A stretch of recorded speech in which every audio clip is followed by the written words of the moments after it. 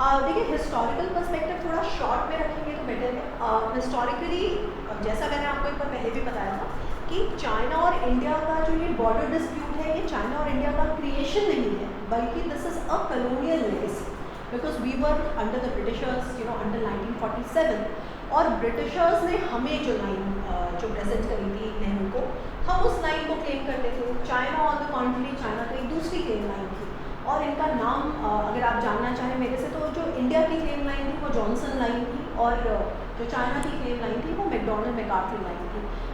आसान लैंग्वेज में अगर हम समझना चाहें तो बेसिकली जो रीजन है, जो तिब्बत का रीजन है, तिब्बत जो basically line of actual control आपके कश्मीर से लेकर अरुणाचल प्रदेश तक रन करती है, तकरीबन 4000 किलोमीटर। तो इस 4000 किलोमीटर में एग्जैक्टली इंडिया और चाइना का बॉर्डर कहाँ कहाँ होगा, इसके इंटरप्रिटेशन को लेकर डिफरेंस आज से नहीं है, ब्रिटिशर्स के टाइम से, राइट। अब उसके बाद बहुत सारे उस वक्त भी ऐसे डेवलपमेंट्स हुए, जैसे कि फर्स्ट वर्ल्ड वॉर हुई, फिर सेकेंड वर्ल्ड वॉर हुई, तो ये चेंजेस होते रहे लगातार, ओके। लेकिन to cut a long story short, what I want to drive home to everyone is that when in 1947 we got independent, we were referring to the line that was in favor of our claims, while the Chinese always supported that line which was in support of their claims, okay। और ये जो problem है ये होनी शुरू हुई तकरीबन 1950s के टाइम से, जब चाइनीज़ का एक रीजन है, अगर आप चाइनीज़ मैप को अगर आप थोड़ा सा मतलब अगर अपने जहन में लाएं, तो जो बेसिकली जो चाइनीज़ का तिब्बत से कूदकर ऊपर जाता हुआ अपना एक प्रॉविंस है शिनजियांग, और शिनजियांग प्रोविंस में एक तरह का सेपरेटिस्ट मूवमेंट जो है वो चल रहा है राइट फ्रॉम द बिगिनिंग, क्योंकि वो एथनिकली चाइनीज़ नहीं है, ethnically they are more Central Asian, and they are Islam वहाँ पे फॉलो करते हैं। और चाइना को शिनजियांग को कंट्रोल करना एक चाइना के माओ के टाइम से चाइना की एक पॉलिसी रही है। सो फॉर द चाइनीज़ जब वो रोड, और वहाँ तक पहुँचने की जो रोड है वो तिब्बत से होकर जाएगी, तो वहाँ से जब उन्होंने रोड बनानी शुरू करी है 1951-52 के अराउंड, 58 में इंडियंस को पता चला कि रोड बन रही है।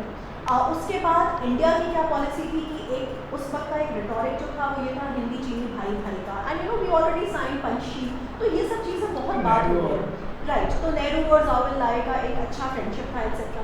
But what I want to say कि एक तो वो जो रोड कंस्ट्रक्शन चाइनीज़ ने करना शुरू किया, obviously it conflicted with the Indian claim, एक तो पीछे का बैकग्राउंड ये। दूसरा ये हुआ कि नेहरू को फिर 1960s के आसपास 1959 में तिब्बत अपराइजिंग हुई। तिब्बत अपराइजिंग क्यों? क्योंकि तिब्बत भी चाइना का एक प्रॉब्लमेटिक प्रोविंस है, तो China within China not everything is hunky dory, Xinjiang में प्रॉब्लम है, तिब्बत में प्रॉब्लम है, मंगोलिया में प्रॉब्लम है, और चाइना अब उनको मैनेज करके रखता है।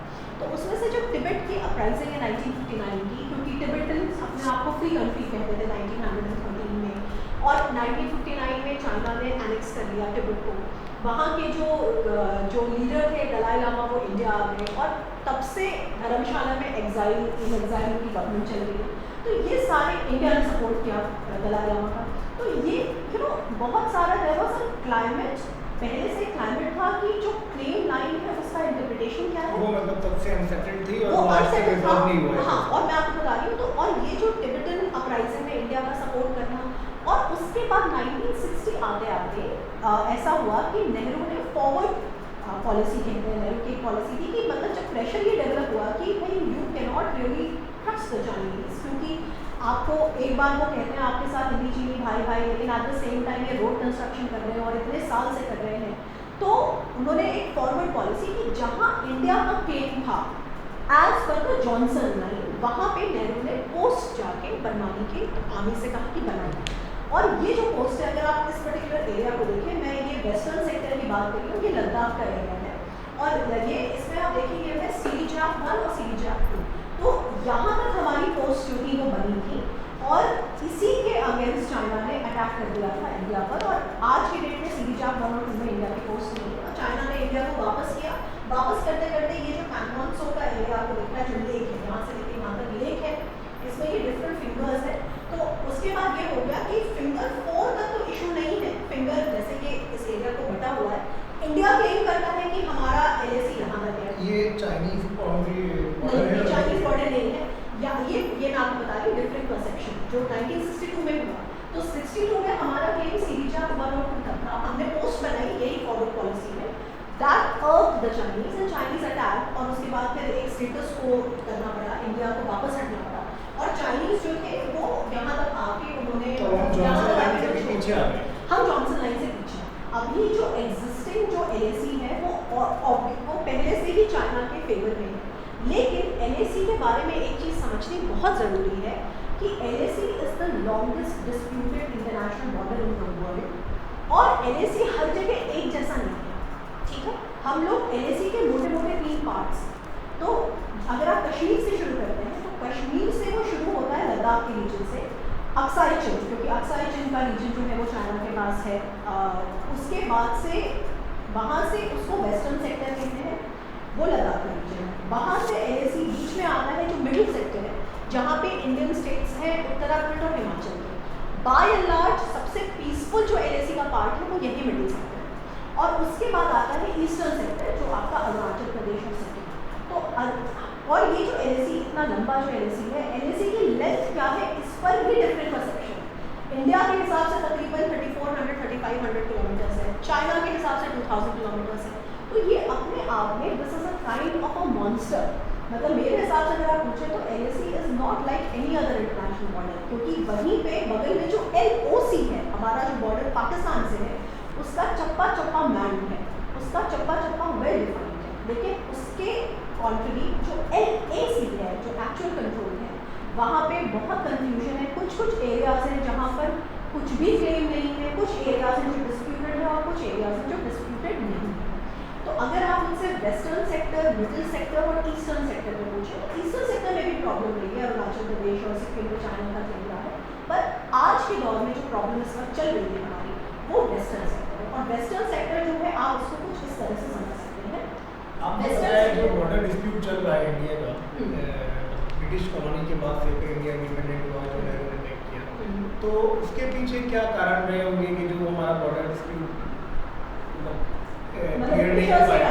हाँ, जो ये क्या सरकारें कमजोर रही है, क्या उनका कोई स्ट्रॉन्ग पॉइंट नहीं रहा है, या कोई ऐसा है कि इसको अगर नैरेटिव के हक में we can understand it through a narrative which is that we have inherited a politics of borders.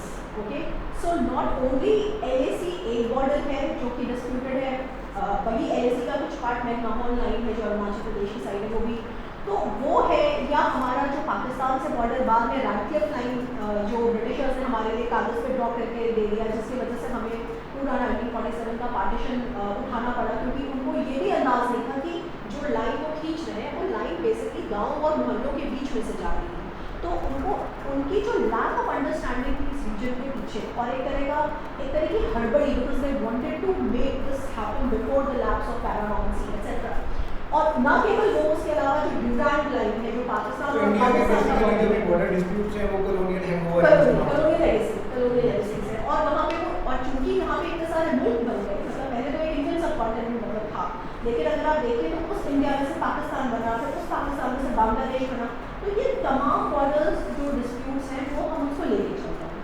जहाँ पे अब चाइना की बात आती है, देखिए चाइना का एक अपना फिलॉसफी है, चाइना जो है एक डोमिनेंट रीजन है, चाइना की जो थ्योरी है वो इस तरह की है कि they have had opium wars के बाद से लेके they have had 100 years of humiliation, and they are trying to reinstate that old ancient Chinese glory. Okay, और ये जो पूरी थिंकिंग है, this grand design, this grand narrative that China has, ये सबसे ज़्यादा जो वोकल हुआ है ये शी जिनपिंग के टाइम में हुआ, जो इस वक्त चाइना के प्रेसिडेंट हैं।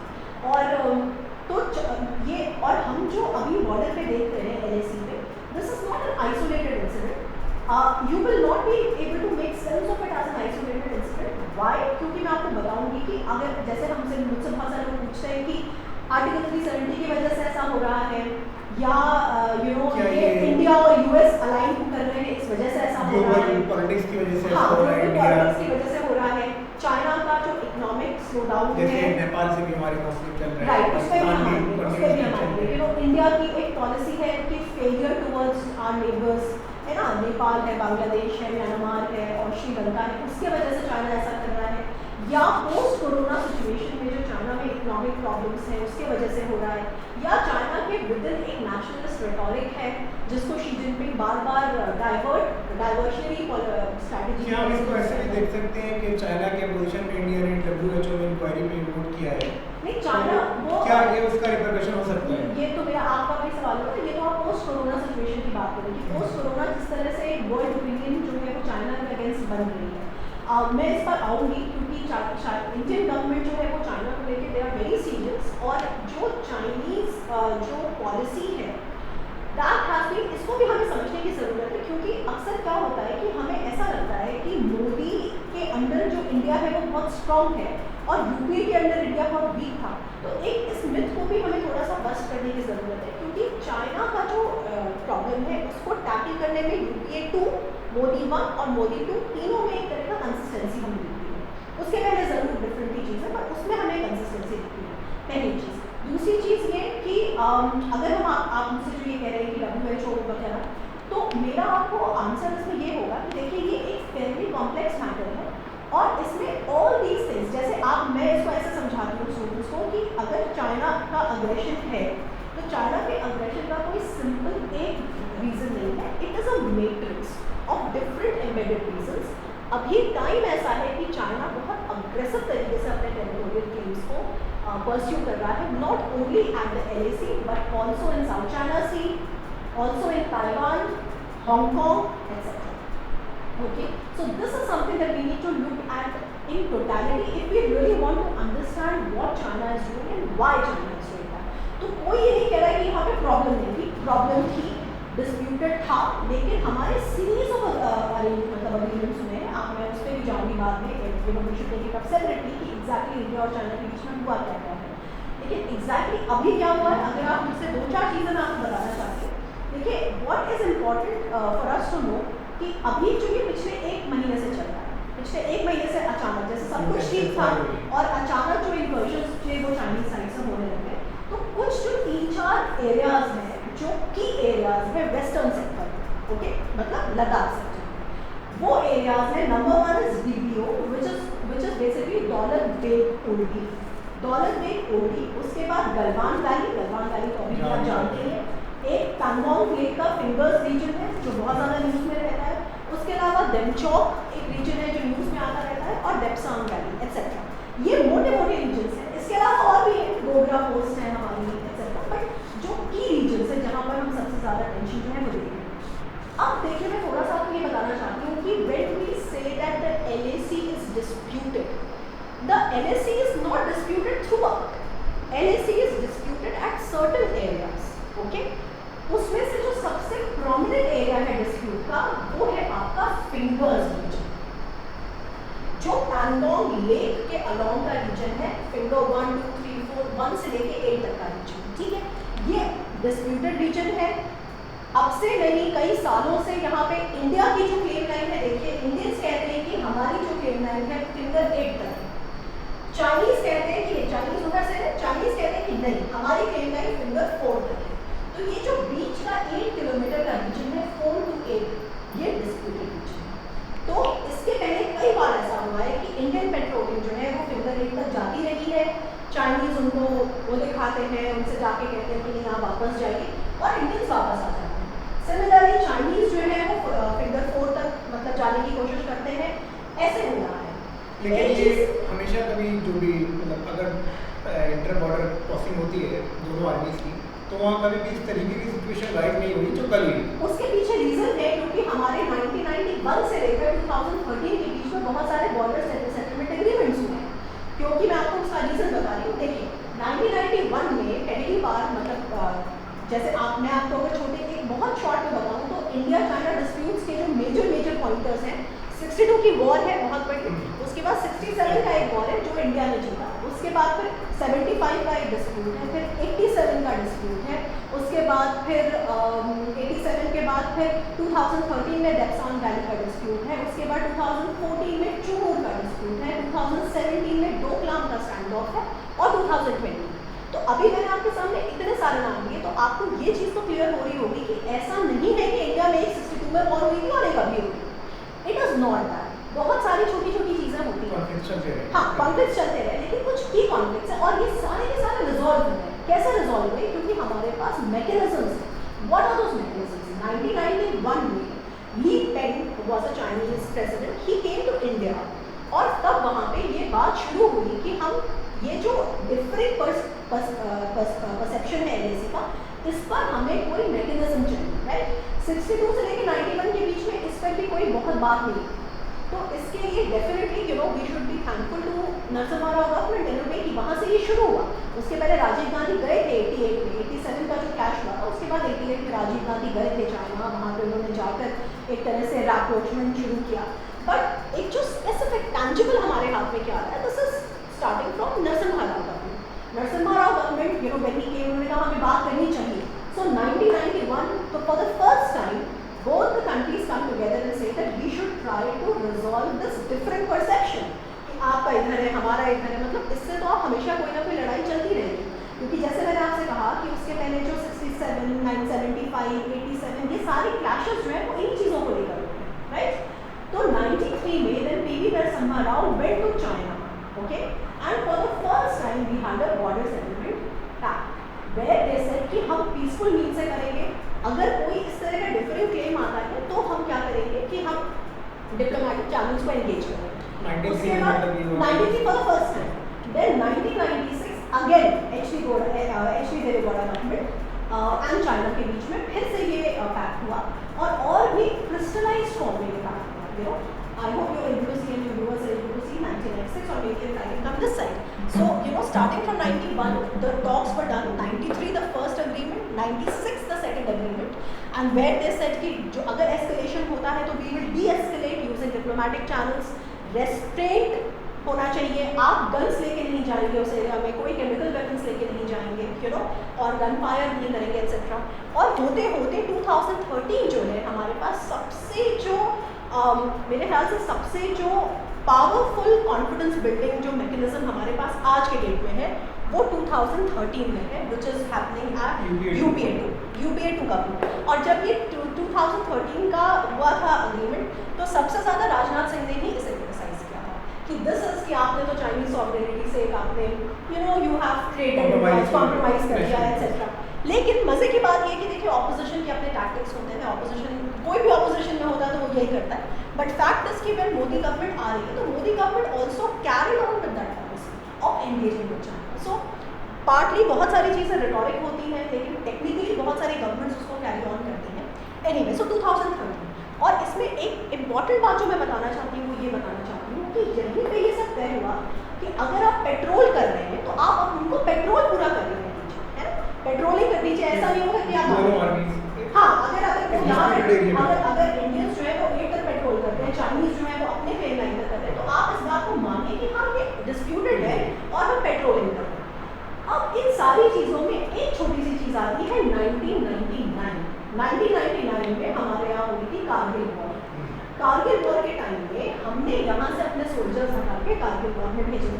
India was busy with the Kargil war. तो 1999 में व्हाट हैपेंड कि ये जो 4 से लेके 8 तक का रास्ता है ना, यहाँ पे कोई प्रॉपर रोड नहीं है। ये जो वैली नहीं है, ये पैंगोंग लेक के आसपास का एरिया है जो फिंगर्स है। So they don't have a road, okay. So what happened कि यहाँ पे हमने 1999 में जब डिप्लॉय किया कारगिल की सेक्टर की तरफ, और कारगिल भी इधर ही आता है, ये सियाचिन है, इधर कारगिल है, ये बहुत इस तरह का एरिया है। जब हमने ये किया तो चाइनीज उसके पहले तक एक कच्ची रोड थी जिसको इंडियंस भी यूज़ करते थे, चाइनीज भी यूज़ करते थे। इनफैक्ट यहाँ पे जो लेक है, लेक के वाटर्स में बोट से भी जाते थे, बोट से वो भी आते थे। तो एक म्यूचुअल अंडरस्टैंडिंग चल। Okay, now what happens in Kargil जो चाइनीज को नहीं करना चाहिए था वो ये कि क्योंकि उसके पहले 93 का हमारा हो रखा है, 96 का हो रखा है, जहाँ पे क्लियरली ये बताया गया कि डिप्लोमेटिक चैनल्स होने चाहिए, आप एस्केलेट नहीं करेंगे। 1999 में व्हाट हैपेंड कि इस कच्चा रोड को दे मेड इनटू अ पक्का चाइनीज, यस, ताकि उनकी पेट्रोलिंग जो है इजी होने लग जाए। ठीक है, इंडिया का क्या सीन है देखिए। इंडिया का जो ये फिंगर 3 है, यहाँ पे इंडिया का बेस भी है और पोस्ट भी है, लेकिन ये 3 से लेके 4 के बीच में ये जो रास्ता है ये अभी भी कच्चा है। तो आप देखें चाइनीज ने क्या किया है कि चाइनीज ने अपनी क्लेम लाइन जो फिंगर 4 है ना चाइनीज की क्लेम लाइन, वहां तक तो रोड बना ली है। इंडियंस जो है अभी ये वाली रोड भी जो है वो नहीं बना रहा है। ठीक है, अब बात आती है कि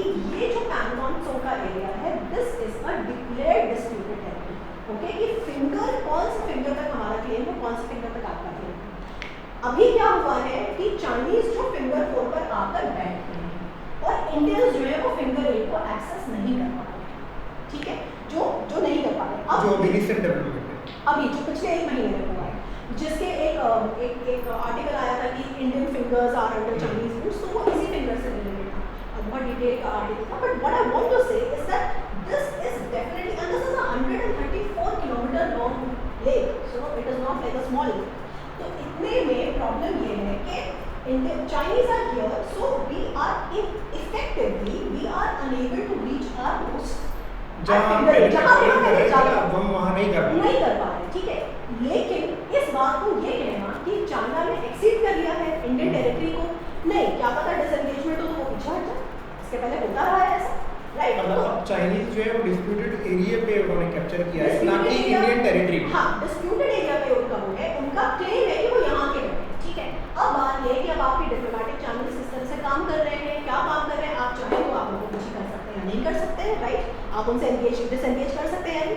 So what is happening in Panama so is understandable, but what is happening here is not understandable.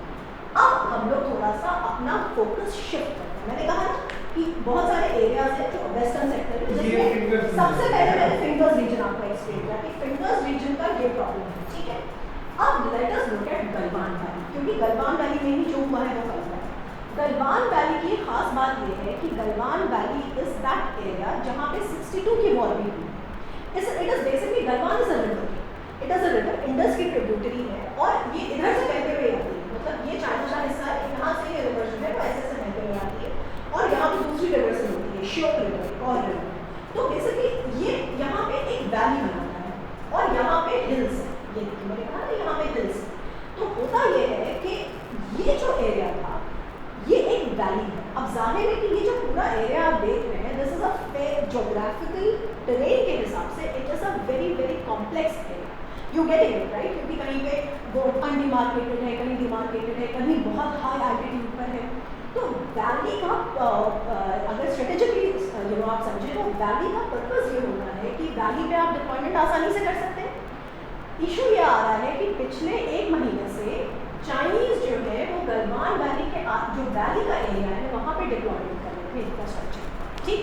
अब चाइनीज क्यों ऐसा कर रहे थे, क्योंकि इंडिया जो है ये पिछले 20 साल से कोशिश कर रहा है कि यहाँ से दरबुक से लेकर काराकोरम पास जो है वो इंडिया का बॉर्डर है, काराकोरम पास के उधर, हाँ, काराकोरम पास के उधर जो है वो आपका शिनचियांग है, ठीक। तो इंडिया जो है वो एक रोड जो है वो डेवलप करना चाहता है और इंडिया का जो लास्ट पोस्ट है उसको कहते हैं DPO। DPO का फुल फॉर्म है डॉलर बेस्ड ओनली, ठीक। तो ये जो रोड है ये पिछले तकरीबन 20 साल से चल रही है, लेकिन डेफिनेटली मोदी गवर्नमेंट के अंदर ये बहुत स्पीड अप हुआ है इसका construction, which is a good thing, because we needed to secure. हमारा प्रॉब्लम ये है कि हमारा जो मेन जो बेस है पानी का वो लेक पर है, ठीक है। तो लेक के आगे वो बेचारे जाते हैं, आधी रोड है आधी नहीं है, तो हम ये चाहते हैं कि अगर हम यहाँ से यहाँ पहुँचना चाहें तो हमारे पास एक बहुत हमारे पर कंट्रोल आ जाएगा, गलवान वैली का भी कंट्रोल आएगा। क्योंकि आप मज़े की बात ये है कि ये जो रोड जा रही है नीचे दरबुक से लेकर ऊपर काराकोरम तक, इसी के पैरेलल जो है ये आपका LAC है, ये जो LAC है ना ये लाइन ऑफ एक्चुअल कंट्रोल, ठीक है। ये लाइन ऑफ एक्चुअल कंट्रोल है जो डिस्प्यूटेड इस रीजन में होता है, इस रीजन में डिस्प्यूटेड नहीं है वो, राइट। इस रीजन में गलवान वैली के रीजन में LAC डिस्प्यूटेड नहीं रहा है, LAC का डिस्प्यूट नहीं, मतलब हम LAC से क्या समझते हैं और आप LAC से क्या समझते हैं, हमारे में एक म्यूचुअल अंडरस्टैंडिंग है, ठीक। ये सेटल्ड नहीं है, LAC सेटल्ड नहीं, लेकिन हम LAC से समझते हैं क्या, हमें पता है गलवान वैली में 1962 के बाद से relatively it has been very peaceful. This is not something that Indians need to really take account of. Dispute इस region में है, very much understandable, but dispute was never in this region. ये region का जो dispute शुरू हुआ है, definitely ये trigger कहाँ से हो रहा है, क्योंकि चाइनीज के मन में एक anxiety है कि ये रहा LAC और गलवान वैली जो है ना, अगर आप इसके मुझसे डिफरेंस पूछेंगे कितना दूर है, हार्डली 5-6 किलोमीटर दूर है, 5-6 किलोमीटर 7 किलोमीटर, तो इतना क्लोज अगर इंडिया रोड कंस्ट्रक्ट कर रहा है तो बाद में कभी इंडिया अक्साई चिंपे पिछले साल अगस्त में संसद में खड़े होकर ये बयान दे दिया था, which was very ill time, उसकी कोई ज़रूरत नहीं थी। हमारा इशू पाकिस्तान से था आर्टिकल 370 हटाने के लिए, लेकिन वहाँ खड़े होकर जब वो बोल रहे थे तो उन्होंने कहा कि लद्दाख हमारा है इंक्लूडिंग अक्साई चिन, और चाइनीज़ ने वहाँ से स्टेटमेंट दिया कि आप इस तरह की एग्रेसिव बात कर रहे हैं चाइनीज़ क्लेम के लिए, जिस बात को हमारे एक्सटर्नल मिनिस्टर ने काफ़ी मैनेज किया कि नहीं हमारा मतलब बॉर्डर के डिस्टर्बेंस से नहीं था, हमारा मतलब है कि जो हमारा है उससे है। तो कहने का मतलब है कि चाइना के अगर आप नज़र से देखें तो ये रोड अचानक गलवान वैली क्यों इम्पोर्टेंट हो गई? अचानक गलवान वैली इम्पोर्टेंट इसलिए हो गई अभी हम यहाँ रोड नहीं बना पाए थे और ये नहीं ये रोड हम बना रहे पिछले 20 साल से, लेकिन मोदी के आने के बाद से इसमें तेजी आ गई और यहाँ पे रोड बनाना इतना आसान नहीं है, धीरे धीरे बन रही है और अभी भी रोड बन रही है। इन सारी चीज़ के बावजूद अब हम रोड बना रहे हैं, इतनी बनी बहुत सारे ब्रिजेस हैं इस पे। दुनिया के सबसे हाईएस्ट एल्टीट्यूड का जो ब्रिज है वो इसी DSDBO रोड पर है। DSDBO से इसका शॉर्ट फॉर्म है DSDBO। DSDBO का फुल फॉर्म है दरबुक शोक डॉलर वेल Oldi road, and this road is about 255 kilometre in length. Alright, तो इसमें तमाम तरह के पासेस हैं, बहुत सारे ब्रिजेस हैं, क्योंकि बीच में बहुत सारे ट्रिब्यूटरीज हैं। इनफैक्ट जो दुनिया का सबसे हाईएस्ट एल्टीट्यूड पे जो ब्रिज है वो भी इसी रोड पर है, और जिसका अभी राजनाथ सिंह ने अभी पिछले कुछ दिनों उसका इनॉग्रेशन का भी किया था।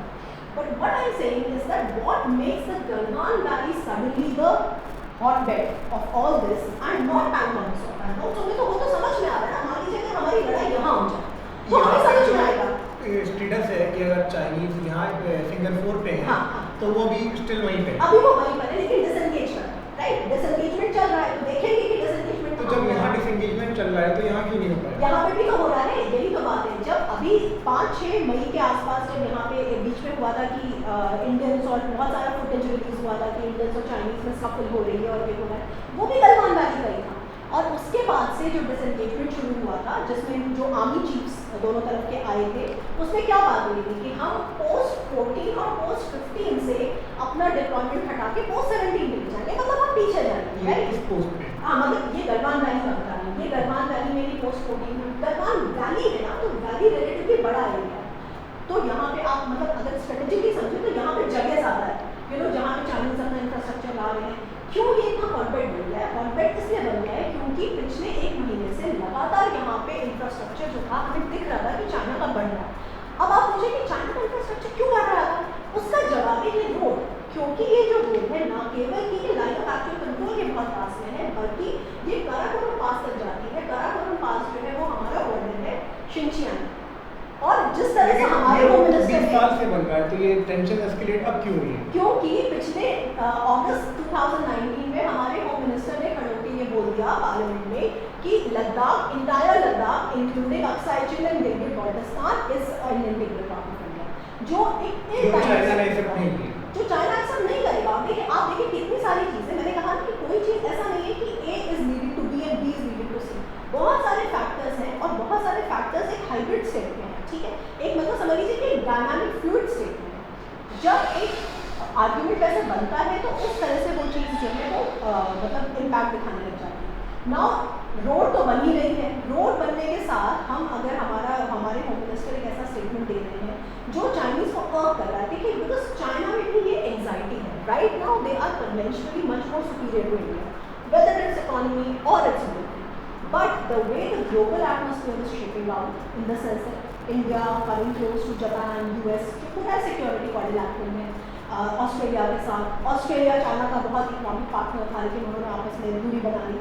तो what I want to say कि चाइना को ये एक तरह का एंग्जाइटी है, if not today 10 years down the line, 15 years down the line, when we are isolated and China and India has the support of these global powers, they will come to upside check, क्योंकि India का China अपना future को देखते हुए China ने यहाँ tension तो China ने क्या किया है कि अपने फ्यूचर को देखते हुए उन्होंने इंफ्रास्ट्रक्चर डेवलपमेंट शुरू कर दिया है कि हमारा अब जैसे इंडिया इंफ्रास्ट्रक्चर डेवलप कर रहा था या रोड बना रहा था, आर्मी के डिप्लॉयमेंट हो रहे थे तो इसके, तो वैसे ही चाइना भी शुरू किया। चाइना पहले से कर रहा है, चाइना पहले से यहाँ भी कर रहा था। हमारी रोड तो ये बन रही है 20 साल से धीरे धीरे, मोदी गवर्नमेंट में तेजी से बनने लगे तो इधर से भी तेजी आ गई।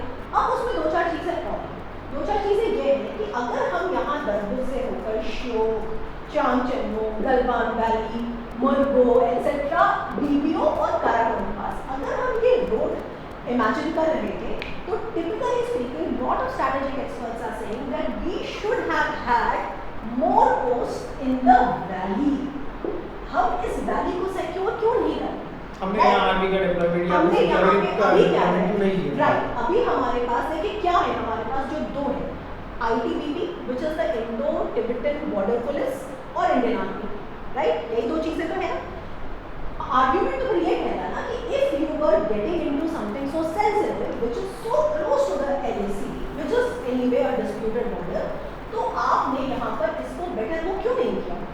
अब उसका प्रॉब्लम क्या है? 1996, क्योंकि 1996 का जो अग्रीमेंट हुआ है चाइना और इंडिया के बीच में, उसमें ये कहा गया है कि इस पूरे रीजन में at a given point of time एक डिवीजन से ज़्यादा आर्मी का डिवीजन नहीं है।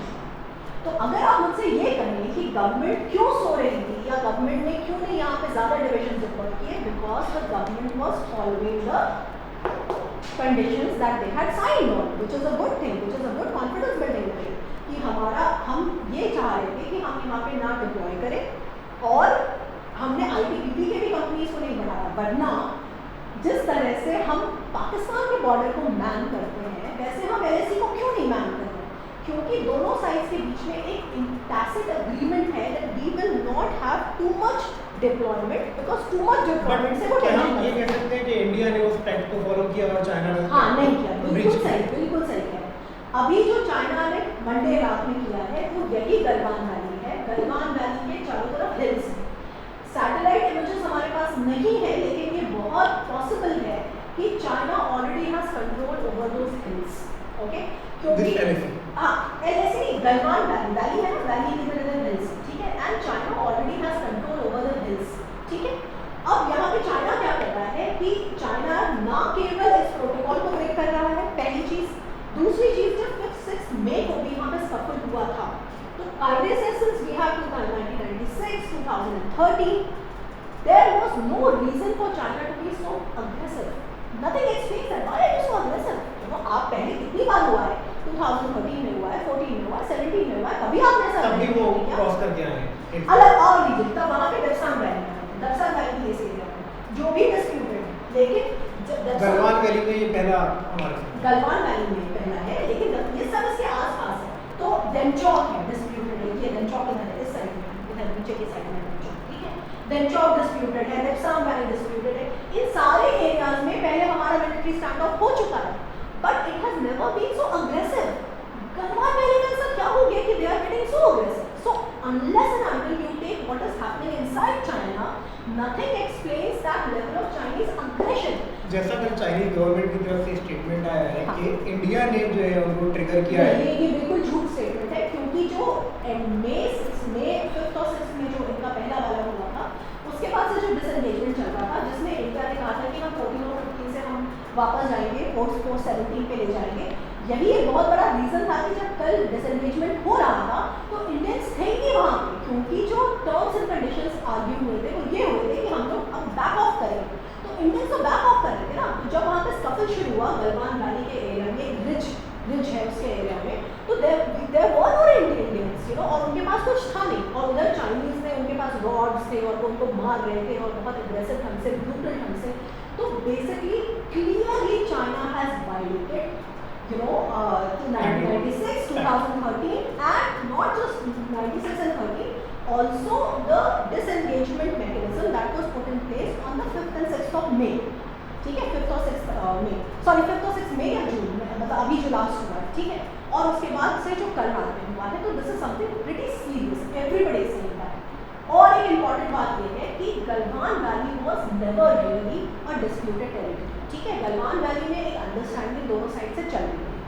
हुआ क्या है, चाइना ने कल, ये भी आज या कल का स्टेटमेंट था, China has declared their sovereignty over the Galwan valley, है ना, चाइनीज LAC तो जब ये डिस्प्यूटेड नहीं था इतने टाइम से, तो रोड का प्रोसेस तो हमारा 20 साल से चल रहा है, तो कि मतलब चाइना को किस चीज़ ने ट्रिगर किया जो चाइना इतना एग्रेसिवली इस पॉइंट पे है? मैं आपसे बार-बार वही तो कह रही हूँ कि रीजन तो पहले भी थे, डिस्प्यूटेड टेरिटरी तो डेमचौक बट उस टाइम से म्यूचुअल अंडरस्टैंडिंग थी, म्यूचुअल अंडरस्टैंडिंग थी, और चाइना के विद इन ये क्राइसिस नहीं थी। देखिए ये समझना बहुत जरूरी है, ये कि चाइना की इंटरनल पॉलिटिक्स की वजह से चाइना की इंटरनल पॉलिटिक्स, मतलब चाइना का internal state, it is a very important factor. If you don't take that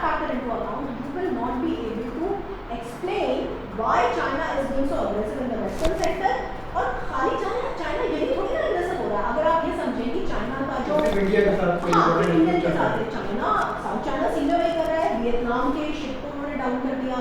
उसके अलावा उन्होंने वहाँ पे जो EEZ के क्लेम्स हैं, साउथ चाइना सी में बेसिकली झगड़ा क्या है, जो एक्सक्लूसिव इकोनॉमिक जोन्स होते हैं हर कंट्री के, वो 200 नॉटिकल माइल्स तक फैले होते हैं।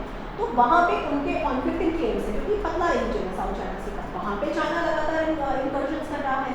उसके अलावा चाइना ताइवान की स्पेस में भी चाइना के जो फाइटर Su-30s हैं, जो बहुत ही स्टेट ऑफ द आर्ट जो वो है, वो वहाँ पे उड़ रहे हैं। तो ये आइसोलेशन में नहीं हो रहा है, लेकिन ये बहुत अग्रेसिव ढंग से हो रहा है, क्योंकि मैं हमेशा इस बात को, अगर आप पर्सपेक्टिव नहीं समझेंगे तो ये बात समझ में नहीं आएगी कि चाइना जो है अपने इकोनॉमिक इंटरेस्ट को लेकर ऑब्सेस्ड है। और ये कोरोना क्राइसिस की वजह से और इन जनरल जो चाइनीज जो ग्लोबल रिसेशन है और एक्सेट्रा, इसके वजह से जो इकोनॉमिक प्रॉब्लम चल रही है चाइना में, उसका फ्रस्ट्रेशन है चाइनीज लीडरशिप के पास। शुरू में मैंने कहा कि शी जिनपिंग 2012 से है और 20 में आके पहली बार cracks are emerging in his leadership. People are not, क्योंकि उनकी हैंडलिंग कोरोना को लेकर, उसकी वजह से जो चाइना का पूरा रेपुटेशन सफर हुआ है दुनिया में, because of that Xi Jinping is also facing a lot of criticism now.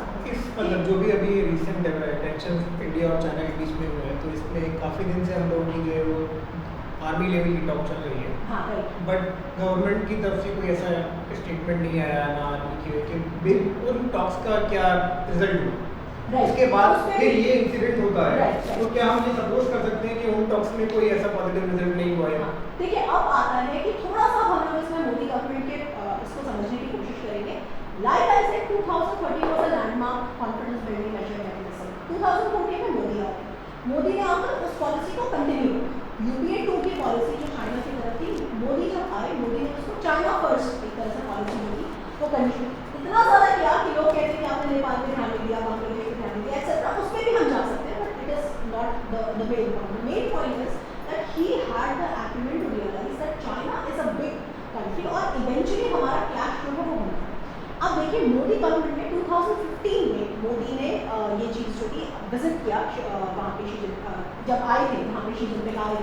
जब मोदी पावर में आए तो ये माना जा रहा था कि इंडिया और चाइना के रिलेशन थोड़ा डीप हो गए, हाँ तो ठीक है, भी एक कुछ क्योंकि मोदी का भी इंटरेक्शन काफ़ी रहा है चाइना में।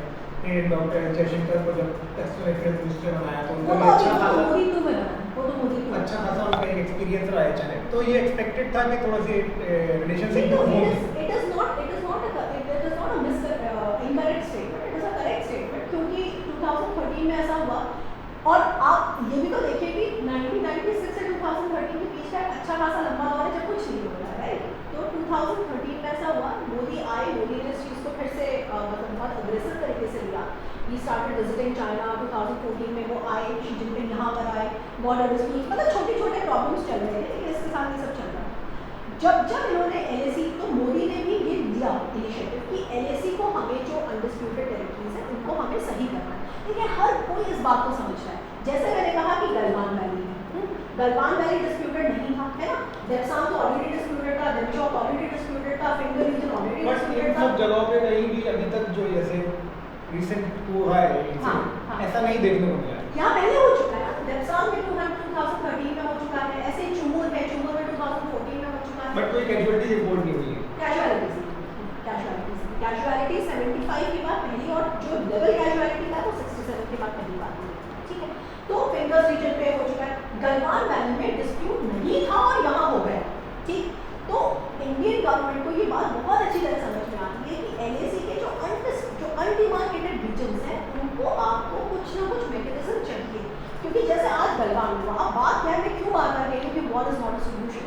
War is not a solution, क्योंकि वॉर आप इस रीजन को करने के लिए करेंगे या इस रीजन को करने के लिए करेंगे, या कि आप इसके ऊपर जब जाएंगे तो जो पूरा कैलाश रेंज है वो पूरा का पूरा LAC जो है वो कैलाश रेंज में से जाता है, और जो वहाँ के हिल्स है उसको भी ना चाइना ने क्लेम किया ना इंडिया ने क्लेम किया, मतलब वो पूरी तरह से अनडिमार्केटेड है। तो कल को चाइना कहेगा कि हमारा, तब आप क्या करिएगा? तो आपके पास या तो आपकी गुड फेथ हो इतनी ज़्यादा, और अगर गुड फेथ नहीं है तो आपके पास कोई मैकेनिज्म होना चाहिए। अब वो मैकेनिज्म अगर इतना सिंपल होता तो 1962 से लेकर 2020 में क्या बंद नहीं क्या होता, but at the same time अभी जो हो रहा है वो पूरी, देखिए 2013 में हुआ, 14 में हुआ, 17 में हुआ, सेम ये हुआ। रोड बन रही थी, चाइना रोड बना रहा था, इंडिया ने जाके कहा रोड नहीं बना 2017 में जैसे। तो एक लेवल टॉक्स हुई और वो चीज़ जो थी वो डिफ्यूज़ हुई। लेकिन अभी जो हो रहा है ना, ऐसा लग रहा है कि China has come with this intention कि अब तो हम इनको सबक सिखाएंगे, और इसका रीज़न केवल यहाँ से फिगर नहीं होता है, मतलब है the road is one reason. I am telling you, home minister का बयान था वो भी एयर टाइम था, वो भी एक रीज़न है जो उन्होंने आर्टिकल 370। बट अगर क्या आर्टिकल इंडियन होम 370 मिनिस्टर के स्टेटमेंट को जो पार्लियामेंट में दिया है, हम ये हाँ, कह सकते हैं कि उसने चाइना को उसको trigger वर्स ऑफ किया? किया, वर्स ऑफ नहीं, ट्रिगर नहीं किया है। ट्रिगर करना होता तो अगस्त 19 में हुआ था, तो क्या मई 2020 का वेट थोड़ी करते थे। अगर वो ट्रिगर होता, ट्रिगर का मतलब होता है इमीडिएट, ट्रिगर का मतलब होता है ऑलरेडी सब चीज़ रेडी और कोई माचिस लगा दे, that is trigger. So that was not the trigger, is not the correct word for it. It has made the stand off situation worse off किया है, लेकिन ट्रिगर नहीं किया है। तो ये है। और दो चार चीज़ें इंपॉर्टेंट क्यों है, क्यों इस रोड से चाइना को इतनी प्रॉब्लम है, क्योंकि ये काराकोरम पास ले रहा, और काराकोरम पास के बिल्कुल बगल से गुजरता है CPEC, which is the China Pakistan economic corridor. और ये चाइना पाकिस्तान इकोनॉमिक कॉरिडोर जो है ये बनना ही 2013 में शुरू हुआ है। तो जब ये 2013 में शुरू हुआ था, ये काफ़ी लंबा कॉरिडोर है जो चाइना से लेकर पाकिस्तान तक है, और अब जाके ये शक्ल ले रहा है। मतलब अब जो इन्वेस्टमेंट है चाइना का तकरीबन $70 बिलियन का समथिंग वहाँ पर है। तो काराकोरम पास तक अगर हम रोड बना लेते हैं और अपनी सर्विस, अभी तो हमारा यहाँ पर एयरबेस वगैरह है, लेकिन अगर एयरबेस होने से बात नहीं बनती ना भाई, एयरबेस को आप पीछे से सप्लाई भी तो चाहिए ना, आपके पास सप्लाई कहाँ से आएगी। तो अगर आपके पास रोड है जो केवल कुछ घंटों में लेह से आप यहाँ फौरन पहुँच सकते हैं। पहले जो हमारे पास एक रोड है उसको वो स्नो जाड़ों में बंद हो जाती है, उसकी समय ज़्यादा लगता है। ऐसे रोड तो हमारे पास अभी भी है, लेकिन जो हम ये रोड बना रहे हैं ये हमारे को गलवान वैली, हाँ ऑल वेदर रोड है। दूसरा, गलवान वैली पे हमारा पेट्रोलिंग बेटर करता है। हमारा बेसिकली LAC को देखते हैं ना, देखिए कितने कितने पॉइंट से ये रही LAC, ये रही।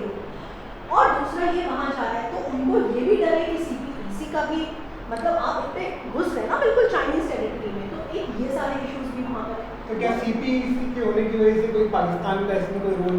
एब्सोल्युटली, बिल्कुल हो सकता है। एक ऐसा सिचुएशन, अगर हम वर्स्ट केस सिनेरियो की बात करें तो बिल्कुल हो सकता है कि ये बीच का इंडिया है, इधर आपका चाइना है, इधर आपका पाकिस्तान है और इधर आपका नेपाल है, और तीनों फ्रंट पे इंडिया जो है वो प्रॉब्लम फेस कर रहा है। बिल्कुल सही बात है, there is no doubt about it. अब ये बात यहाँ पर आती है कि बट ये सारी चीज़ें इंटरलिंक उतनी नहीं है जितना हम समझें। जैसे अगर वो है काला पानी का इशू है नेपाल में, वो भी एक पुराना इशू, ऐसा नहीं कि वो इशू अभी ट्रिगर हो गया। हाँ, लेकिन इस बात पे इंडियन गवर्नमेंट का आप क्रिटिसिज्म कर सकते हैं कि Indian government has probably taken Nepal for granted कि उनके इश्यूज थे और हम उन्हें एड्रेस नहीं करेंगे। वी शुड हैव एड्रेस, ये सोचकर इसी को फोरसाइट की ज़रूरत होती है कि अगर सिचुएशन बुरी हो, अगर एस्केलेशन हो, तो एस्केलेशन होगा तो अगर एक ऑलरेडी वहाँ पर एक वल्नरेबल स्पॉट है नेपाल में, तो फिर वो भी तो अपना रोल दिखाएगा ना। तो अभी ये फैक्ट है कि अभी हम LOC पे भी हमारा प्रॉब्लम चल रहा है। हालांकि LOC का प्रॉब्लम, अगर ये चाइना का प्रॉब्लम नहीं चलता तो भी चलता, राइट, चलता है। उसके बाद हमारा चाइना के साथ एक बहुत ही मेजर ब्रूटल स्टैंड ऑफ चल रहा है। अब दोनों डिप्लोमेटिक लेवल्स पे बात कर रहे हैं। आपको क्या लगता है कि इन दोनों पॉइंट्स पे क्या अप्रोच होगा दोनों कंट्रीज का? क्या ये देखिए, मेरे हिसाब से जो डीएस्केलेशन चल रहा है, इसमें इंटरनेशनल प्रेशर की जरूरत मुझे लग रही है कि होनी चाहिए।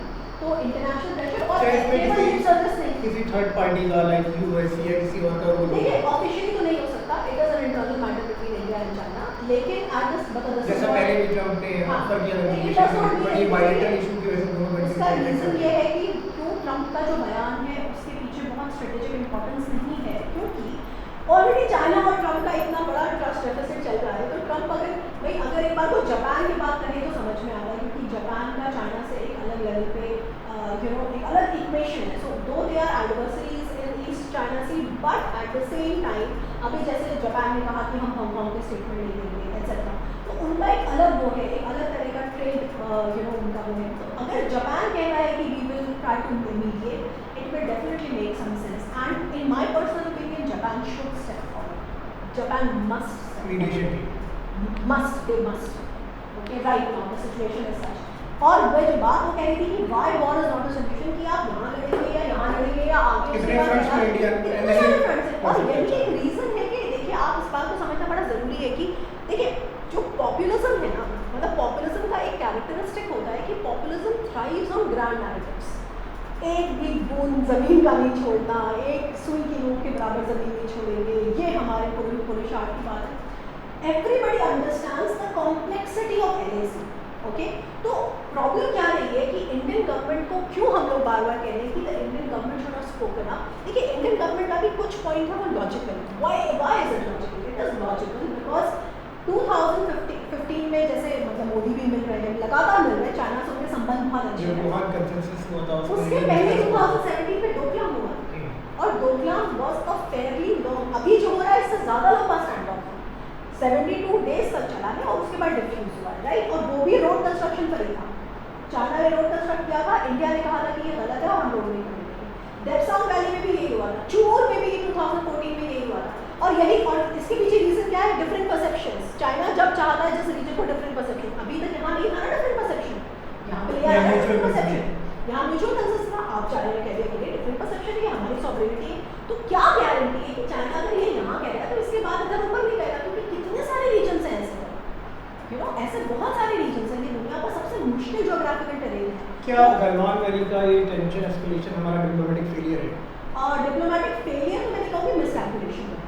फेलियर मैं इसलिए नहीं कह रही हूँ क्योंकि बहुत कुछ ऐसा हुआ है। अगर हम सही वक्त पे सही स्टेप्स ले लेते हाँ, क्या तो अब क्या सही स्टेप लेते? मेरे हिसाब से एक सही स्टेप इसमें जो नहीं लिया गया वो डेफिनेटली, जैसे जो होम मिनिस्टर का स्टेटमेंट था वो अनटिल टाइम था, उसकी कोई ज़रूरत नहीं थी उस पर, बट अदरवाइज बहुत कुछ ऐसा मोदी गवर्नमेंट कर भी रही है। और क्या इन सब टेंशंस का आर्टिकल 370 जो विड्रॉ हुआ है जम्मू कश्मीर का था, क्या उससे कोई रिलेशन है? डेफिनेटली रिलेशन है, लेकिन वो उसका ट्रिगर नहीं है। रिलेशन इस तरह से कि आर्टिकल 370 रिपील हुआ है अगस्त 2019 में, उसके बाद से यूनाइटेड नेशन सिक्योरिटी काउंसिल में चाइना ने कोई स्टेटमेंट नहीं दिया है, कोई वीटो नहीं किया, किसी तरह का कोई रेजोल्यूशन नहीं पास किया।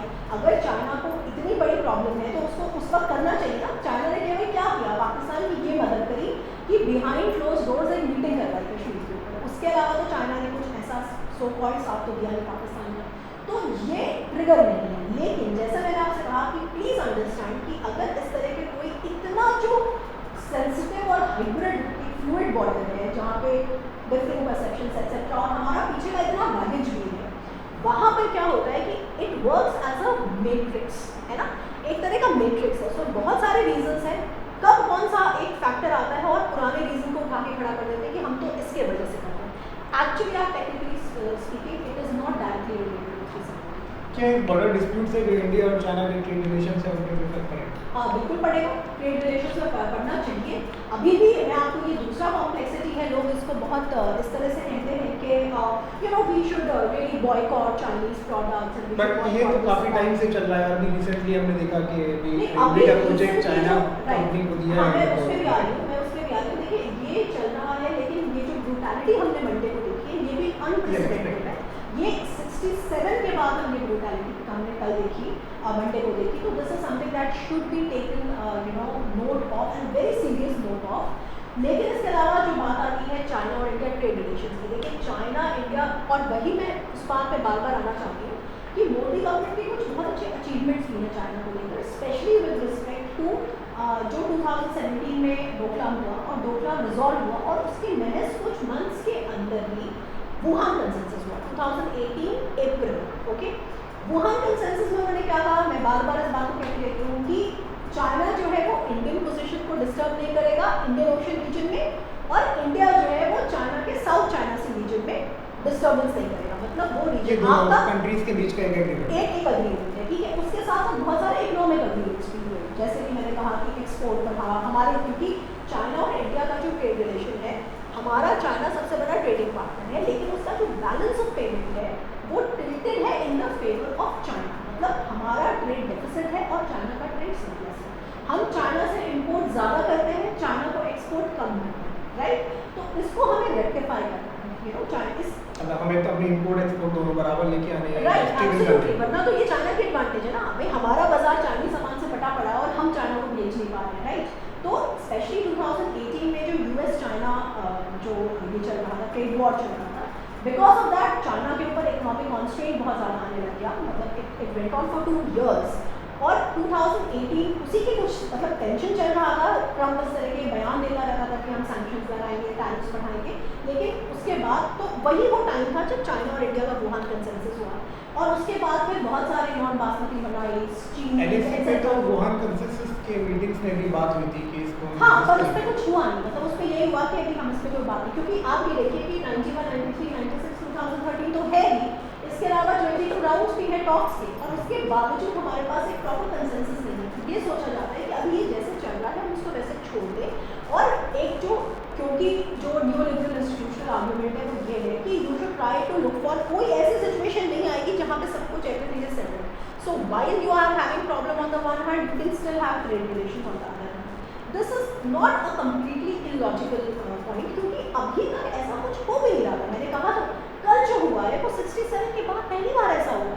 तो अब गवर्नमेंट ऑफ इंडिया को सचमुच सोचना चाहिए कि हमारा जो ट्रेड है, और जैसे अभी न्यूज़ आई थी कि उन्होंने फरीदाबाद में रोड बनाने का प्रोजेक्ट दिया, you know these things now should be taken you know very seriously, क्योंकि टू बी ऑनेस्ट अभी तक ऐसा कुछ हुआ नहीं था, और लगातार ये चल रहा था कि प्रॉब्लम है, वो प्रॉब्लम धीरे धीरे रिजॉल्व होगी, उसका एक अपना टाइम लगेगा, क्योंकि वो एक बहुत कोई छोटी प्रॉब्लम नहीं, वो बहुत बड़ी प्रॉब्लम है, और इसका कोई इमोशनल सोल्यूशन नहीं है कि बहिष्कार करो और ये करो, और चाइना में ऐसे कर दिया, और चाइना मीडिया में ये भी रिपोर्ट्स आई थी सोर्सेज से कि जो गलवान वैली में हुआ है ये एक्सीडेंटली हुआ है ना कि इंटेंशनली। राइट, ये भी बात है, बिल्कुल सही बात है, ये रात का वक्त है, और इसीलिए देखिए अगर ये ऑल आउट वॉर की सिचुएशन होती तो वॉर डिक्लेयर कर देते हैं। ठीक है, अब आप इधर आइए, मैं आपको इधर से समझाती हूँ कि अगर यहाँ पे मैंने कहा कि ये भले ही देवचौक हो, देवसांग हो, या इसके अलावा चुमुर भी हुआ है 2014, ठीक है, ये जितने हुए हैं, लेकिन यहाँ पे कैजुअलिटी रिपोर्ट नहीं है 1967 से लेके 2020 तक।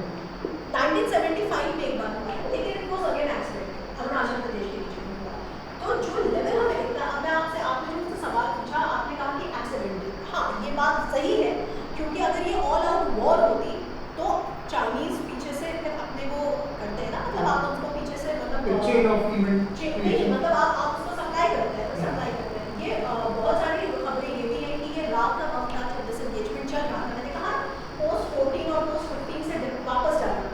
प्रॉब्लम क्या थी कि हाँ एक चीज़ और है कि जो अभी 1 महीने पहले जब यहाँ पे हुआ था, ये इशू हुआ था, उसके बाद से जो टॉक्स चल रही थी उसमें ये सारी बात हुई थी कि आप यहाँ पे इस एरिया में चाइनीज़ के भी टेंट, मतलब कोई टेंट नहीं लगाएगा, यहाँ से लेके जो 2 किलोमीटर का रीजन है, ये 2 किलोमीटर के रीजन में आप, हम भी पीछे होंगे, आप भी पीछे होंगे।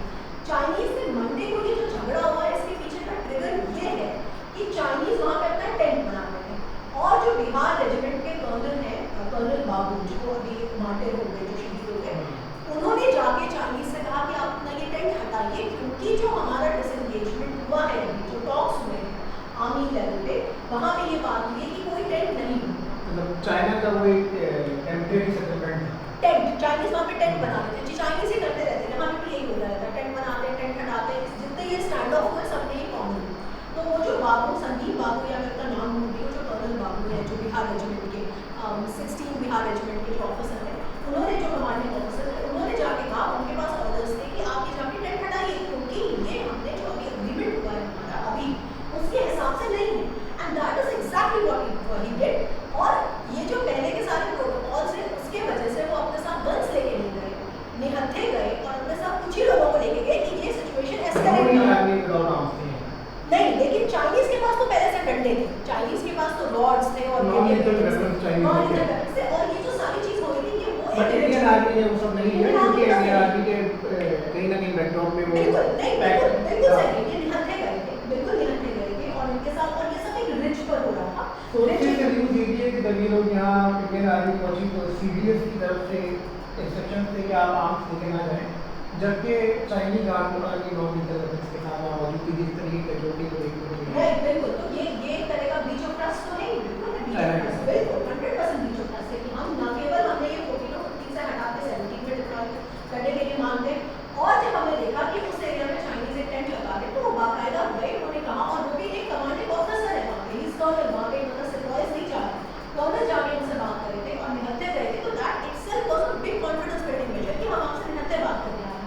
बट चाइनीज ने तो ड्रैग किया, बहुत ब्रूटल है वो जो रिपोर्ट्स आई हैं। So that is what I am saying, ये जो पर्टिकुलर अग्रेशन है, ये अग्रेशन केवल बॉर्डर पे क्या हो रहा है या कश्मीर में क्या हो रहा है, इसका इससे डायरेक्ट रिलेशन नहीं है।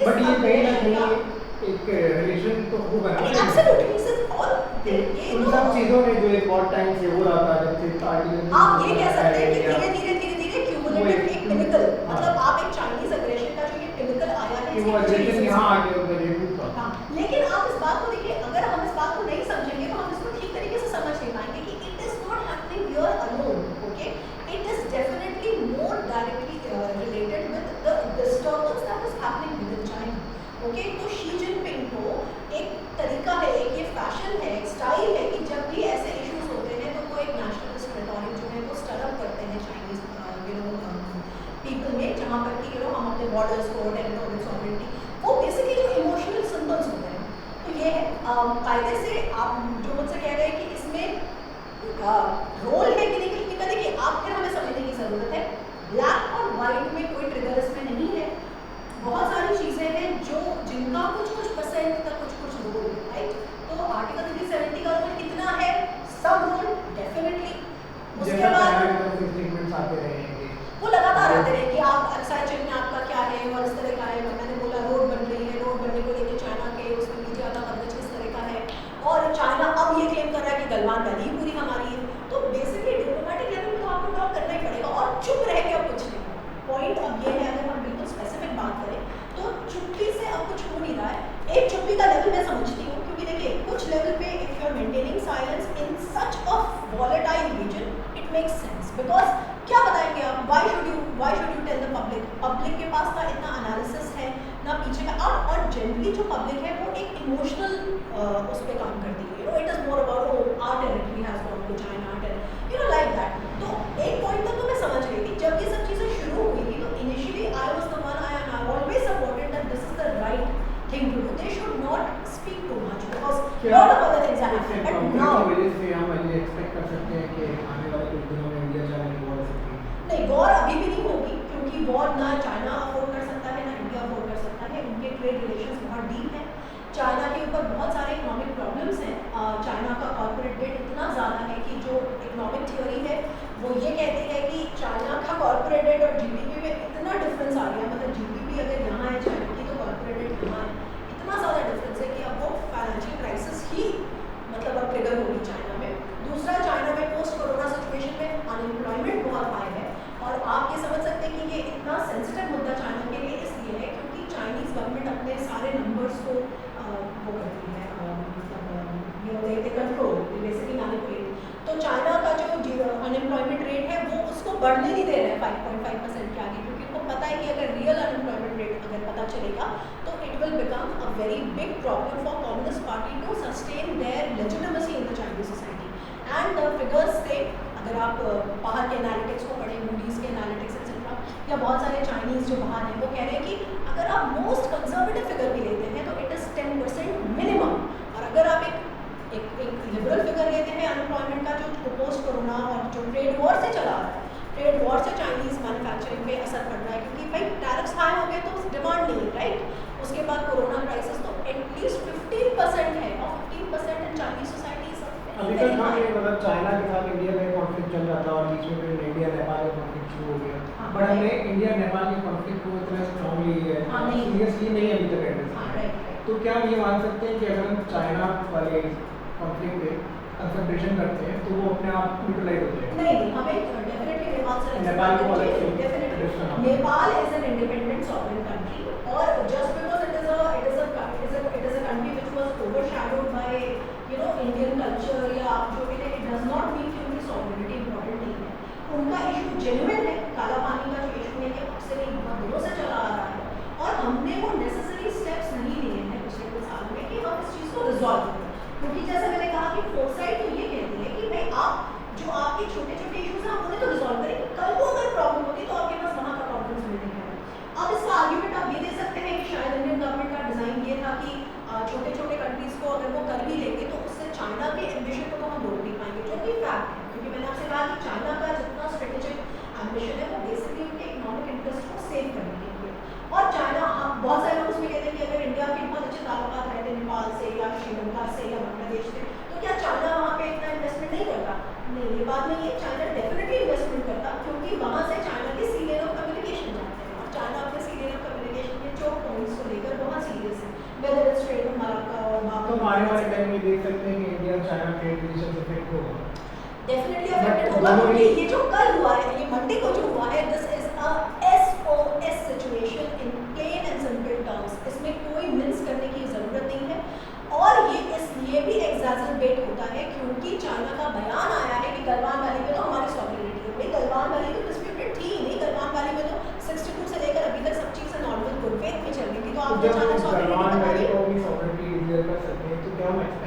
सकते हैं कि इस एरिया को? बिल्कुल कर सकते हैं, बिल्कुल कर सकते हैं। और इसी वजह से हमें डिप्लोमेटिक लेवल पे टॉक्स की ज़रूरत है कि जब स्टेटस को पहले से इतना चला आ रहा था, तो आपने अचानक ऐसे टाइम पे जब हमारे ट्रेड रिलेशंस अच्छे हैं, जब हमारा सब कुछ ठीक तरह से चल रहा है, और तो मतलब वही बात है ना कि चाइना की इंटेंशन हमेशा से ओपेक रही है। देखिए चाइना की इंटेंशंस, चाइना के जो एडवांसमेंट है, चाइना का जो डिज़ाइन है, वो हमेशा से ओपेक रहा है।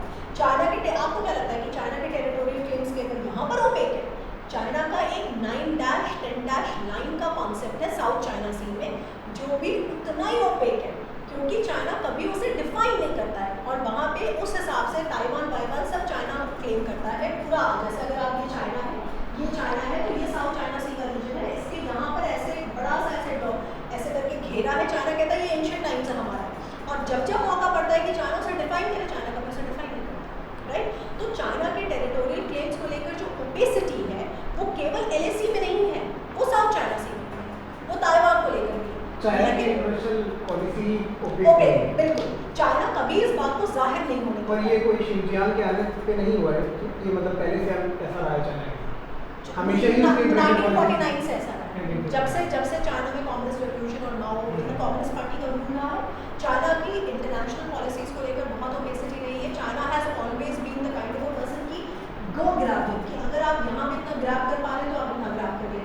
बहुत सारे और भी चीज़ें हैं जो पॉसिबल नहीं है कि हम लोग सारी की चीज़ें आज ही कवर करें, but what I want to say कि सारी गवर्नमेंट्स मतलब रिस्पेक्टिवली हमारी जितनी गवर्नमेंट्स रही हैं, और स्पेशली जो चाइनीज़ जो इकोनॉमिक एडवांसमेंट है उसके बाद से, वो इस चीज़ से टैकल करती रही है। और इसको ये कहना कि इंडियन गवर्नमेंट ने समझा नहीं, देखिए ऐसा है कि चाइना को कोई भी नहीं समझ पा रहा है, राइट। तो ऐसा है कि इंडियन गवर्नमेंट सिंगल आउट है, but at the same time I personally feel Indian government should be diplomatic resolution, diplomatic talks, इस एरिया को दोबारा जो स्टेटस को पहले था हमारा अप्रैल तक जो हमारा स्टेटस को था उसे ही मेंटेन करते हैं, राइट। और ये रोड कंस्ट्रक्शन अपना करता है, रोड कंस्ट्रक्शन चल रहा है, रोड कंस्ट्रक्शन चल रहा है। हाँ, तो ये भी एक तरह की बात है, इंडियन गवर्नमेंट के लिए रोड कंस्ट्रक्शन हम कर रहे हैं, वो चाइना भी मतलब करने दे रही है, लेकिन गलवान वैली को उन्होंने आके कहते हैं कि ये हमारी सॉवरेनिटी बेसिकली इनडायरेक्टली वो इस रोड कंस्ट्रक्शन को हैम्पर मतलब करना चाह रहे हैं कि आपके अगर ये रोड है तो इस एरिया में रोड मत बनाइए या घुमा के बनाइए, मालूम नहीं जो भी वो है। दूसरी चीज़ मैं आपको ये भी यहाँ पे बहुत इंपॉर्टेंट बात है जो कहना चाहती हूँ कि 20 अप्रैल में अराउंड 28 अप्रैल के आसपास कुछ न्यूज़ है कि US की तरफ से भी इंटेलिजेंस आ रही थी कि सैटेलाइट इमेजेस शो कर रही है कि चाइना जो है गलवान वैली में आ रहा है, मतलब गलवान वैली लद्दाख का ही तो रीजन है, तो लद्दाख में इसको सब सेक्टर नॉर्थ कहते हैं टेक्निकल टर्म्स में, तो सब सेक्टर नॉर्थ में चाइना जो है वो इनकर्जन कर रहा है। और इंडियन गवर्नमेंट भाई Modi is known to be under Modi India is known to flex its muscles, right. तो आपने इसको सीरियसली क्यों नहीं लिया उस वक्त पे? ये बात है, ये सवाल उठेगा, क्योंकि कल जो यहाँ पर हुआ है, जिस तरह की ब्रूटैलिटी हुई है, उसके बाद से the government can not get away. अगर आपको पहले से आ रहे थे सैटेलाइट इमेजेस थे तो आप साइलेंस क्यों मेंटेन कर रहे थे? शायद अगर आप उनसे पूछे तो उनका पॉइंट ऑफ व्यू ये होगा कि हम साइलेंस इसलिए मेंटेन कर रहे थे क्योंकि हमें ये उम्मीद थी कि जो पहले से स्टेटस को 13 में हुआ, 14 में हुआ, 17 में हुआ, उसी तरह से ये भी रिजॉल्व करेगा। उसकी वजह से हम अपने ट्रेड रिलेशंस को ना मतलब डिस्टर्ब करें, उसकी वजह से हम वुहान कंसेंसस की अंडरस्टैंडिंग को ना डिस्टर्ब करें, उसकी वजह से अभी जो इतना वो चल रहा है, भाई पूरे कोरोना क्राइसिस पे हमारे गवर्नमेंट का एक भी ऑफिशियल स्टेटमेंट नहीं आया about China. Trump every single day Trump कम से कम 10 स्टेटमेंट्स देता है चाइना पर, लेकिन हमारी गवर्नमेंट का नहीं आया। It shows that we are extremely careful कि हम चाइना को ट्रिगर ना करें, which is a good thing. मतलब government has been trying to avert अपने रिलेशंस मेंटेन करना चाहता है, राइट। तो आप टेंशंस को एस्केलेट होने से एवर्ट करना चाह रहे हैं, विच इज अ गुड थिंग। लेकिन अगर चाइनीज साइड रेसिप्रोकेट नहीं कर रहा है, आपको वो रेसिप्रोसिटी नहीं मिल रही है, तो आपने मुझसे कहा ना, एक सवाल आपने पूछा था कि तो आप क्या कह सकते हैं कि जो गलवान वैली में हुआ it is a failure of Indian government? मैंने कहा it is not a failure but it is definitely a miscalculation. तो मेरे हिसाब से मैं इसको यही कहूँगी कि it is definitely miscalculation and they should take note of it and they should go back in retrospect, and in my opinion this is a very very good time to go and have a very aggressive international diplomacy with respect to Japan, with respect to USA, that they should try one ये status को maintain करें जो अप्रैल तक हमारा status को था, जो हम यहाँ तक जाते थे वो यहाँ तक आते थे, यहाँ पे रोड कंस्ट्रक्ट हुई थी, हम इधर डिस्टर्ब नहीं कर रहे थे, वो वैसा। तो आपको क्या लगता है? लेकिन ये भी केवल टाइम सोल्यूशन है for the time being. It is LAC ये भी वैसे LAC अगर LAC का बट पहली हमारी प्रायोरिटी ये होगी कि हम इन दोनों पॉइंट्स पे पहले अपना डिस्कशन करें, स्पेशली गलवान में, स्पेशली करना, उसके बाद आगे LAC की कोई बात है। क्योंकि यहाँ पे भी मैंने आपसे कहा जॉब वगैरह यहाँ पर भी डिफरेंट क्लेम्स हैं, और ये डिफरेंट क्लेम्स के नीचे ना छुपे नहीं, अरे ये तो इसलिए हो रहा है क्योंकि डिफरेंट क्लेम्स है, नहीं, डिफरेंट क्लेम्स देखिए चाइना जॉब में डिफरेंट क्लेम्स का गोल पोस्ट है वो शिफ्ट करता है। 1959 में कुछ और था, 16 में कुछ और था, अभी कुछ और हो गया। मैंने कहा तो ये पहले से पहले ये नहीं था, अब ये भी हो गया। अब उसके बाद वो कहेंगे आगे जाके कि कैलाश रेंज जो है वहाँ LAC है, वो भी हमारा पॉइंट है। तो आपको मतलब ये जो डिफरेंट पर्सपेक्टिव्स है इसको एक्सक्यूज की तरह, मतलब चाइनीज गवर्नमेंट से एक्सक्यूज की तरह से ट्रीट करती है। जब उनको जो चीज़ अपने एडवांटेज में चाहिए होती है वो कहते हैं कि हमारा डिफरेंट क्लेम, राइट। अभी भी ये गलवान वैली को क्यों बनाया, क्योंकि उनको एडवांटेज है यहाँ पे गलवान वैली की, हिल्स का उनका कंट्रोल है एक्सेट्रा, तो ये चलेगा नहीं डिफरेंट क्लेम्स का पर्सपेक्टिव। दे शुड हैव, जैसे 2013 में हुआ है, पहले तो मेरे ख्याल से क्या सोच रही है गवर्नमेंट, क्योंकि कल जो हुआ है, मंडे को जो हुआ है, it is complete flouting of all the confidence building measures, all these 1996 का भी जो हमारा तो अब तो ये सारे जितने भी हमारे एग्रीमेंट्स थे बीच का चाइना है, तो नए एग्रीमेंट्स करने की जरूरत है। हाँ नहीं, या तो नए एग्रीमेंट्स करें या चाइना इस बात को कहे, अभी तो हम डिसएंगेज करना चाहते हैं, and this is the right thing. और जो भी इस तरह की मैं मतलब कहना चाहती हूँ कि जो भी इसको कह रहा है कि हम चाइनीज को मारे, आप बात ये समझिए आप कहाँ तो मारेंगे ना इनको, जब आपकी पूरी ऑनलाइन आपका पूरा वेस्टर्न सेक्टर और अभी मुझे नहीं लगता कि दोनों कंट्रीज जो भी इकोनॉमिक क्राइसिस चल रहे हैं उसमें कोई वॉर एब्सोल्युटली नॉट। और ये भी एक समझने वाली बात है, अभी मैंने आपको ये जितना समझाया ये मैंने महज आपको वेस्टर्न सेक्टर के बारे में बताया, जो लद्दाख का सेक्टर है, जहाँ पे मैंने आपको बताया कि कुछ पॉइंट्स हैं। ऐसे ही हमारे पास एक मिडल सेक्टर है, वहाँ पर भी एक रीजन है, वैसे वो पीसफुल है पर एक रीजन वहाँ पे भी प्रॉब्लमेटिक है। और फिर हमारे पास ईस्टर्न सेक्टर है, ईस्टर्न सेक्टर पे भी हमारे काफ़ी सारे पॉइंट्स हैं जो प्रॉब्लमेटिक है। इनफैक्ट ईस्टर्न जैसे वहाँ पे कोई ऐसी नहीं हुआ है, तो ये चीज़ अगर आप स्ट्रैटेजी के पॉइंट ऑफ व्यू से देखेंगे तो 3 सेक्टर्स में हमारा LAC डिवाइडेड है, जिसमें से एक सेक्टर इतना प्रॉब्लमेटिक है। तो क्या ये समझदारी की बात होगी कि इस एक सेक्टर पे आप लड़ाई करिए, जबकि हमारे पास war should be the last resort. क्योंकि ये भी समझने की बात है, यहाँ पे अक्साई चीन है जो इंडिया क्लेम करता है, वहाँ पे अरुणाचल प्रदेश और सिक्किम में जो पूरा का पूरा चाइना क्लेम करता है। तो ये अगर होगा तो इसका जो डोमिनो इफेक्ट होगा, फिर हम कंट्रोल इसे नहीं कर पाएंगे, and it is something that we don't need. It is a fact, अगर हमारी इकोनॉमी इतने बड़े प्रॉब्लम में है, ग्लोबल रिसेशन इतना बुरी तरह चल रहा है, तो कौन ऐसा समझदार इंसान होगा जो कहेगा कि वॉर जो है जैसा एक इंडिया का इंटरनेशनल फेस चल रहा था अंडर मोदी जी कि हम एक बहुत एग्रेसिव तरीके से दुनिया में काम कर रहे थे, अपनी सॉफ्टवेयर को डेवलप कर रहे थे, तो हमें चाइना के साथ स्पेशली जरूरत है कि हम थोड़ा डिप्लोमेटिकली और स्ट्रेटेजिकली उस चीज़ को चाइना के साथ हम पहले भी कर रहे थे, चाइना के साथ हम पहले भी कर रहे थे। इसमें जो स्पॉइलर है वो डेफिनेटली होम मिनिस्टर का एक बयान है, जो होम मिनिस्टर को एक गलत टाइम था, जो ज़रूरत ही नहीं थी। हम पाकिस्तान को सबक सिखा रहे थे, हमें चाइना को लपेटने की ज़रूरत नहीं थी। Why they did it was some completely misplaced, तभी तो जयशंकर ने फिर आके उस पर मतलब कंट्रोल किया उस डैमेज को, etcetera, all that happened. But what I am trying to say is that they should definitely, as I said, they should go for diplomatic channels, A, and B, they should try to step up international support, diplomatic support for India. Definitely they should. Thank you.